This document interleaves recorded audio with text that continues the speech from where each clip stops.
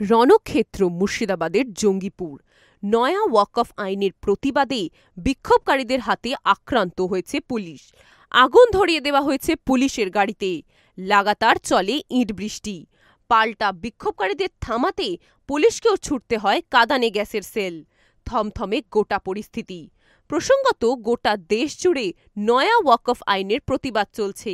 এর আগেও কলকাতার পার্ক সার্কাসে মুসলিম সম্প্রদায়ের পক্ষ থেকে প্রতিবাদ করা হয়, কিন্তু মুর্শিদাবাদের ঘটনা কার্যত হিংসাত্মক রূপ নিয়েছে।